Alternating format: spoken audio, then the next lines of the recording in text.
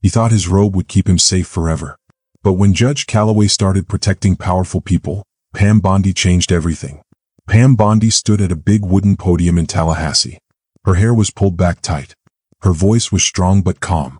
She had no papers to read from, no screen to help her. Just a stack of sealed documents. She looked straight at the cameras and reporters in front of her. This isn't about politics. This is about trust. And Judge Calloway has broken that trust. That one sentence changed everything. People saw it on TV, in courtrooms, and in big office meetings. No one could believe it. A judge, someone who was supposed to follow the law, was being accused of breaking it. It felt like a story from a movie, not something on the morning news. But Pam Bondi wasn't scared. She spoke clearly and with confidence. She didn't smile. She didn't need to. Just 2 days earlier, people inside the Department of Justice were whispering about a secret file.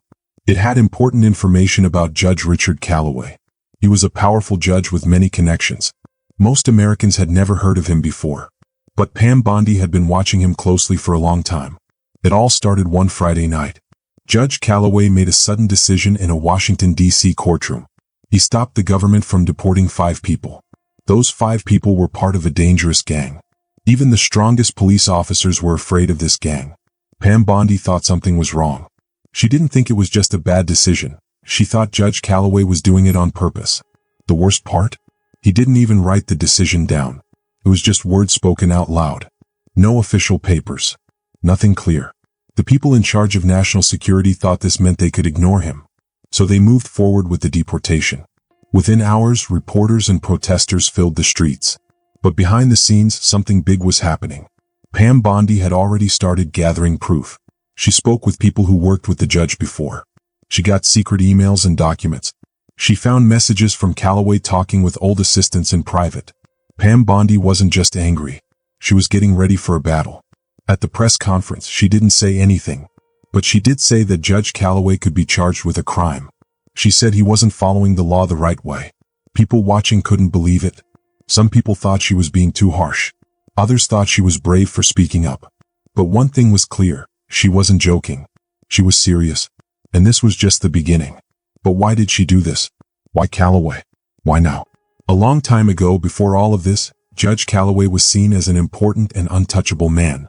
He went to Georgetown and then Samuel. He had friends in powerful places. He was chosen by President Obama to be a judge. And in 2020, he became one of the top judges in national security cases. But slowly, people started noticing strange things about his decisions. One time, the FBI was caught making mistakes in their work.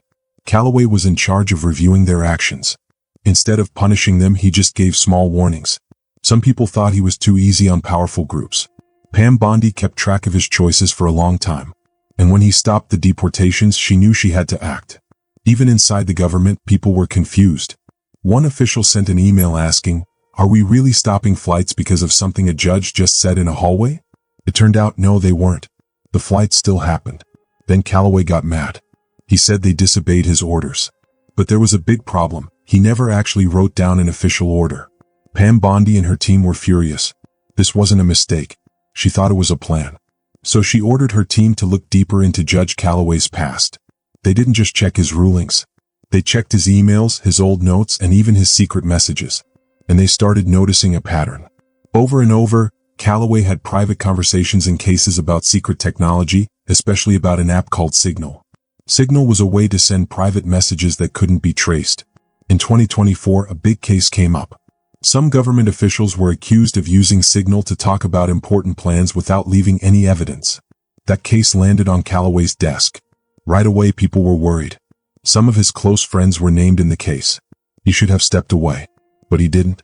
Instead, he made the case private. He kept reporters out. He hid the names of the witnesses. Pam Bondi was now sure. Judge Calloway wasn't just making mistakes. He was protecting powerful people on purpose. The Department of Justice started investigating. They checked phone calls, emails, and legal papers. They found strange delays in court dates and missing documents. Pam Bondi had a theory. Calloway was helping his friends by keeping important messages hidden forever. As the investigation continued, more shocking details came out. Some of Calloway's old clerks started speaking up. They said they noticed odd things while working with him. Certain files went missing. Some cases moved too slowly, while others were pushed through quickly without explanation. It wasn't just one mistake. It was a pattern of decisions that didn't seem fair. Pam Bondi's team kept digging. They found out that Calloway had secret meetings with people connected to the Signal case. Emails between him and high-level officials showed that he had given quiet warnings before big rulings. Almost like he was helping certain people get ahead of decisions. For Pam Bondi, this was enough. She decided to take things even further. She spoke to members of Congress and told them what she found. Some of them agreed with her. They wanted a full investigation into Calloway's actions. Others thought she was going too far. They believed judges should be independent and free to make decisions without being attacked. But Bondi didn't back down. She wanted justice. She believed that Calloway had broken the law, and she wasn't going to stop until he was held accountable. News channels exploded with the story. Some experts defended Calloway, saying his decisions were complicated but not illegal. Others said Bondi was right, that judges should not protect powerful people at the expense of justice. The public was divided. Some saw Bondi as a hero standing up against corruption. Others thought she was just playing politics. But one thing was certain. This wasn't going away anytime soon. The investigation was getting bigger and more people were starting to pay attention. Pam Bondi had started something huge, and no one knew exactly how it would end. By the time the order to send people away came down, Bondi already knew what she was going to do. She was just waiting for the right time to tell everyone. But it wasn't just about rules and laws. Something had happened that made it personal for her. The room was small and dark with an old carpet on the floor. It smelled like a printer and coffee that had been left on too long. Inside the big government building in Washington, D.C., Bambi sat with some of the top leaders. Her arms were crossed and her face was serious. Outside the door, a machine made a soft humming sound so no one outside could hear their talk. But you could still feel the heavy mood in the air. "We can't ignore this," Bondi said, staring right at Deputy Counsel Arlen Stokes. "Not anymore." On the table was a folder. It wasn't thick, but it was important.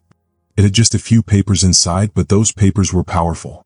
Inside the folder were messages from a secret phone app called Signal. The government had quietly gotten these messages from someone who had agreed to help. This person didn't tell the news about it. They sent it straight to Bondi's office. One message showed something shocking. It was from a government worker to a judge named Boasberg. The message was sent 2 months before the judge got a big case about this same secret phone app. It said, "They plan to share some of it in late March. But don't worry, Jay. I've got it covered on our end." Bondi read the message 2, maybe 3 times. Her hands were shaking. Stokes tried to say it wasn't a big deal. It could be nothing. Maybe we're reading it wrong. But Bondi didn't agree. "It's not just this message," she said. "It's everything put together. The secret changes to papers. The orders given without writing them down. The meetings are hidden from the public. It's too perfect, too clean." Then she said something that changed everything. "I'm not letting this be forgotten in some boring report 3 years from now." From that moment, things moved fast. For 72 hours, Bondi's team worked hard. They got ready with legal plans, press talks, and meetings with top lawyers. They didn't want to leak this story. They wanted it to hit hard. But there was something the public didn't know. 2 days before Bondi told the world, she called someone she trusted. It was an old judge from Phoenix. He had been watching this whole thing from far away. No politics. No big news stories. Just a man who understood power. "Are you sure about this, Pam?" he asked. "I am," she answered. "You'll make a lot of enemies." "I'm not here to make friends," she said. "I'm here to clean up this mess." She didn't say it with anger. She said it like she knew exactly what she was doing. She knew people would turn against her. She knew it might hurt her career. But she also knew what would happen if she stayed quiet. Earlier that year, a mom from Corpus Christi had sent Bondi a letter. Her son was a border agent. He got badly hurt while trying to catch 2 men. These men should have been stopped before, but a judge had put a hold on their case. That judge was Boasberg. The mom wrote, "We can't pretend politics don't hurt real people.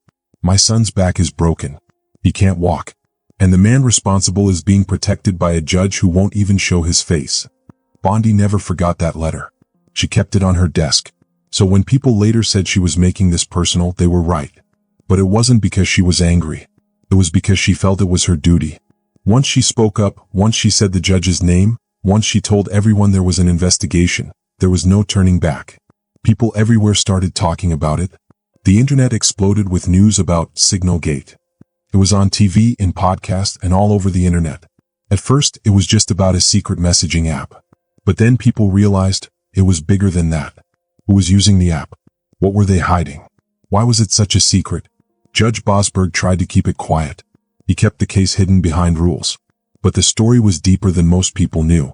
Government workers had been using Signal a lot. They said it was to stop leaks. But Signal deletes messages by itself. And in the government, that's a problem. Because in government, records matter. A small group in San Diego first complained about this. Most people ignored them. But then papers started coming out. Papers that showed missing meetings, deleted calendars, big empty spaces where there should have been records. People started asking questions. Then came the names. Not just little workers. Big names.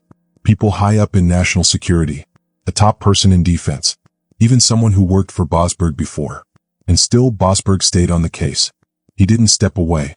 He didn't say anything about his connections. He just made a quick decision behind closed doors. Then he said the case was under review. That's when Bondi's team lost patience. They worked hard to unlock the secret messages. It wasn't easy. It wasn't something they did lightly. But they found a way to do it legally. And what they found was shocking. One message stood out. It was between two government workers. One of them used to work under Boasberg. The message said, "JB says we'll hide it before trial. No need to worry. No one will go public unless they have to." 3 days later, Boasberg delayed the case. Legally, that could mean different things. Judges delay cases all the time. But with that message, it looked like he was trying to stop the truth from coming out. Bondi didn't see a careful judge. She saw a man protecting powerful people. People on both sides. People who didn't want their messages, their secrets, or their bad decisions brought out into the open. And she knew the longer Boasberg stayed in charge, the harder it would be to find the truth. She wasn't going to let that happen. She had seen enough. She knew she had a choice: stay quiet and let it all disappear, or step up and face the fight head-on. She chose to fight. And from that moment on, there was no turning back. The battle wasn't just about one case anymore. It was about trust. It was about making sure the law meant something. Bondi was ready. Because sometimes doing the right thing means standing alone. She called a late-night meeting with her team of lawyers. "If we don't do something now, we'll lose our chance," she said. "This case will be locked away and no one will ever know the truth." One of her team members looked worried. "Do you think he tried to hide something?" She nodded. "I think he knew who was involved and he chose to protect them." Later, people repeated what she said. He chose his loyalties. It became a famous phrase, appearing in news articles and on the radio. People saw Bondi's case not as revenge, but as a way to make sure judges couldn't secretly control things behind the scenes. It was scary how easily everything had been covered up. A judge who had worked for many years had somehow delayed, changed, and hidden important court decisions connected to a big national security problem. Every time Bondi moved forward, people tried to stop her. A legal group said she was attacking judges. A professor from Samuel said she was mixing politics with the courts. But the public was paying attention. And the question was simple. If Judge Calloway had nothing to hide, why wasn't he helping? The deeper Bondi looked, the more names appeared. By the time she officially charged him, people in Washington, D.C., were already nervous. She stood in a press room, this time with 2 important investigators from the Department of Justice. No cameras were allowed in, but reporters listened outside, writing down every word. Her voice was calm. "We believe Judge Richard Calloway has blocked federal investigations, used his power unfairly, and kept important information secret. The Department of Justice is officially charging him." The charges were clear: blocking justice, abusing his power, hiding evidence, and not stepping away from cases where he had conflicts. Lawyers across the country panicked. Judges held private meetings. Government workers started deleting emails or locking them away. Then Bondi's office shared some legal messages. They weren't secret, but they were shocking. The messages hinted that court schedules had been changed to help certain lawyers. One text said, "Keep this case in my courtroom, it's too risky for another judge." An email to a friend suggested planning court decisions around political changes. It wasn't absolute proof, but to the public, it looked like corruption. Calloway stayed silent. No statements, no court appearances, no explanations. His clerk only said, "Judge Calloway has always been fair and will respond properly." That made things worse. People wanted him to speak. Instead, his supporters defended him on TV. They said Bondi was unfairly attacking a judge. They said she wanted to scare other judges. But while she gained critics, she also gained supporters. Ordinary people started speaking out. Veterans, small business owners, even former court workers. Some defended Calloway, but others told stories. A court translator remembered seeing papers disappear in a case Calloway took over. A legal assistant in Ohio said her team was told to wait because a friendly judge wanted the case. These weren't huge pieces of proof, but together they told a story. Bondi gave one last interview before stepping away from the cameras. The interviewer asked, "Are you afraid of what might happen to you for charging a judge?" She simply said, "Let the consequences come. I'd rather lose my job than lose my courage." That quote became famous. It showed up on coffee mugs, bumper stickers, and online ads. Her critics made fun of it, but the damage was done. Inside the courthouse, the trial process began. Judges rarely go on trial, and even fewer face criminal charges. But this was happening, and the whole country was watching. Now, people had to choose. Did they support Bondi, believing the court system needed to be cleaned up? Or did they support Calloway, believing he was being unfairly attacked? But beyond the debate, a bigger problem was forming. This wasn't just about one courtroom, it was about trust. The trial hadn't even started, but damage had already been done. In a quiet courtroom in Virginia, Judge Calloway finally appeared. He didn't walk through the front doors. Marshals brought him in through a side entrance, away from reporters. He looked neat in his suit, but his face looked serious. He, who once made big decisions in secret, now stood as a defendant. His lawyers stood beside him. The judge in charge read the charges calmly. No drama, just paperwork and legal steps. Calloway said, "Not guilty." Outside, the crowd was divided. Some people held signs saying, "No more secret justice." Others waved American flags and cheered for Bondi. The question on everyone's mind was the same. Can we trust the judges in charge of justice? Judges had always seemed different from politicians. They didn't campaign, didn't argue online, didn't go on TV. They just made decisions, and people usually accepted them. But now it felt like a mask had come off. Bondi stayed quiet after the trial began. No more press conferences, no more interviews. Just her team working, focused, moving forward. She knew what had started. As the days passed, more details came out. Some people believed Calloway had been unfairly accused, but others saw patterns they couldn't ignore. News stories dug into his past decisions, and whispers of similar situations in other cases started surfacing. Could this be bigger than one judge? Behind closed doors, Bondi's team kept pushing. They gathered testimonies, reviewed case files, and followed the trail wherever it led. It wasn't easy. Every step forward met resistance. People with power didn't want this case to grow. But the public was watching. Social media exploded with debates. News channels ran story after story. Bondi became a symbol. Some saw her as a hero, others as a troublemaker. But no one could ignore her. In Washington, officials scrambled to control the situation. Some wanted Calloway to step down quietly. Others feared what else might come out if they dug too deep. Lawyers whispered in hushed meetings, trying to predict what would happen next. Then another twist. New evidence appeared. A former assistant in Calloway's court came forward, saying she had been told to misplace certain files. A retired judge mentioned that Calloway had pressured him to rule a certain way on an old case. These weren't just small rumors anymore. They were real accusations. And they made the upcoming trial even more important. Meanwhile, Bondi remained steady. She didn't react to every news story or debate.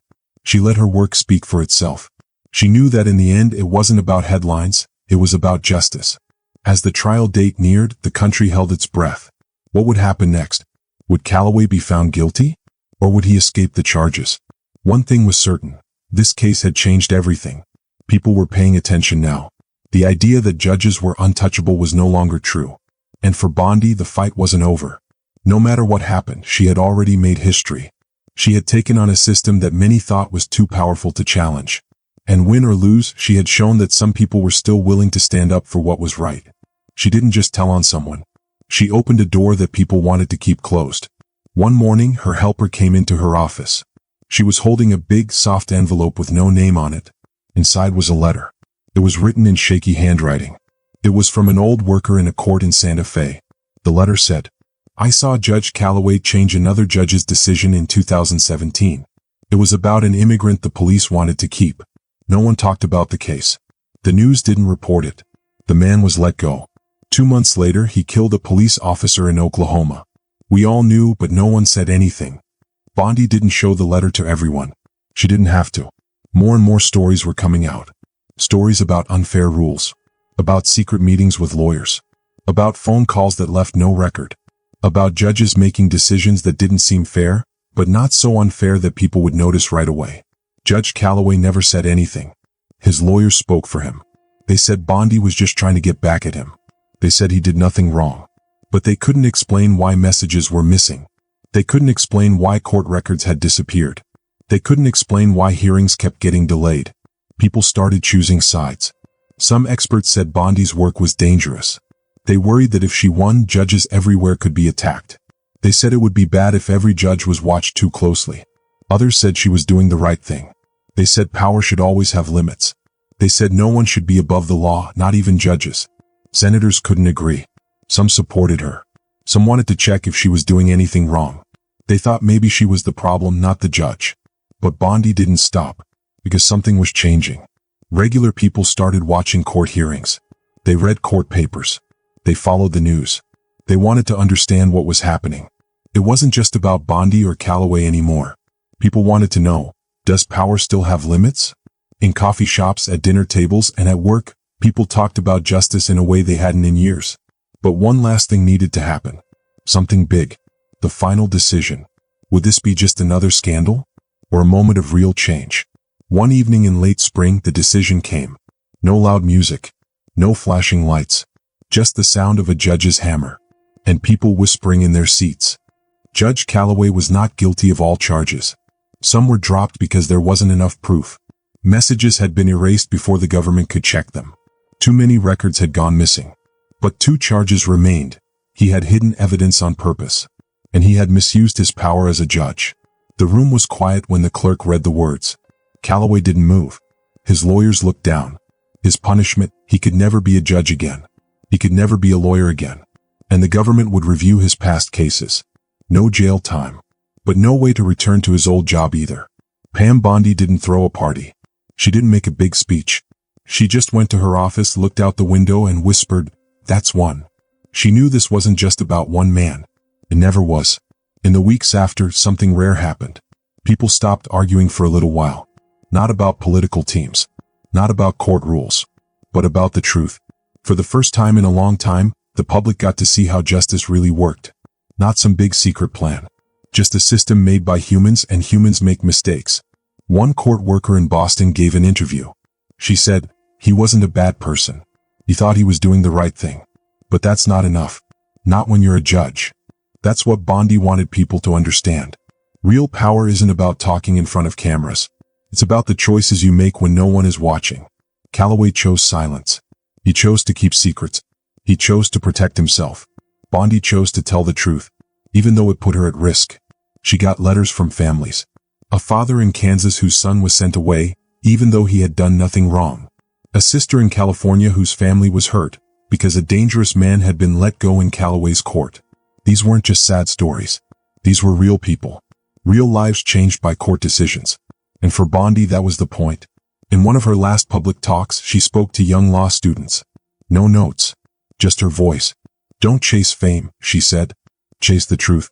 Because if you don't, someone else will tell your story for you. The room was silent. Some students wrote in their notebooks. Others just watched her. Critics still called her reckless. But others started asking bigger questions. How many judges were making secret decisions? How many rulings were unfair? How many times has power been used the wrong way? The Justice Department quietly made a new rule. Now, complaints against judges would be checked more carefully. It didn't make big news. But it mattered. Because now, someone was watching. And that's what justice is really about. Not fear. Not revenge. Just making sure someone is always paying attention. Pam Bondi had shaken the system. Yes, it hurt. But sometimes pain shows where the weakness is. As time passed, the news moved on. Calloway left Washington, D.C.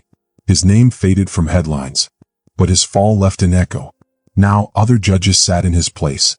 Their robes are clean. Their decisions are still ahead. They knew what had happened. They knew someone was watching. Let this be a lesson. Even the highest judges can fall. And when they do, it's not about how hard they fall. It's about what the rest of us learn from it. And that is how justice stays strong. If you like this story, I'd love to hear your thoughts. Leave a comment below and let me know what you think. And don't forget to subscribe for more thrilling adventures, mysteries, and unforgettable moments. Your support keeps these stories alive and the creativity flowing. Thanks for watching. I can't wait to see you in the next video.